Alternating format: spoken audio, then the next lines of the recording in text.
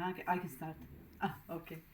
I'm Daniela from Lesben-Organisation Rijeka. That is first registered lesbian organization in Croatia. Filia was our donor back in 2010, and it was very important to us because the first thing was the capacity building of activists in Lori. So it was for project cycle management, for writing projects, as well as for education in human rights, in women's rights. So we didn't know about filia nothing, and that was especially, we didn't know, and we didn't have hope that we will be supported. So it was very, very important to us.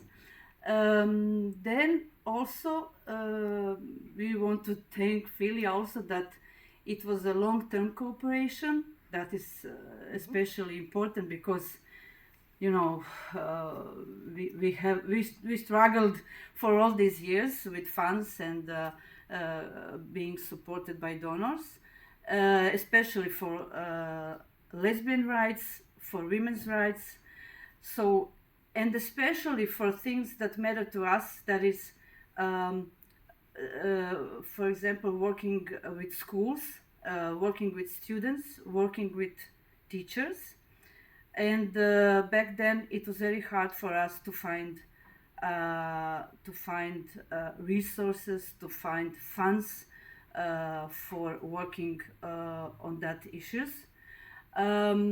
So we were very, very excited when we got that beautiful news that we will be supported by Filia, and that we can continue, and not just continue, that we can start working seriously and deeply, you know, not just one action, but with long-term projects on that matter.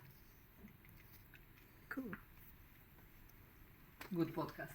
Yeah, okay, so you can now with the schools. Good. Hi, my name is Antonia and I am program coordinator in Lesben-Organisation Rijeka Lori that exists since 2000 as the first registered lesbian organization in Croatia. I am very excited to speak about our partnership with Filia because I don't feel Filia as a donor organization, but when I started my activism in Lori in 2012, I was introduced to Filia as our dear friends, as partners with whom we share values, with whom we are trying to make our community better, to improve the state of rights of LGBTI persons and women's rights in Croatia. And in that sense, the funding that we were given by Filia for decreasing LGBTIQ phobia in Croatia? Education.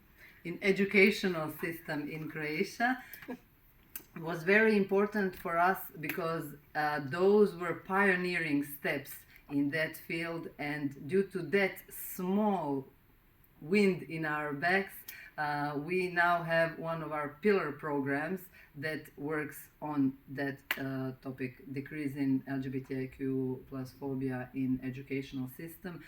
Due to that pushback from our sisters from Filia, we got the possibility to educate school staff, to do hundreds of workshops with secondary and now primary school students across Rijeka and our surrounding. But most of all, we also got the chance further on to educate other civil society organizations and activists to do the same in their own environments across Croatia.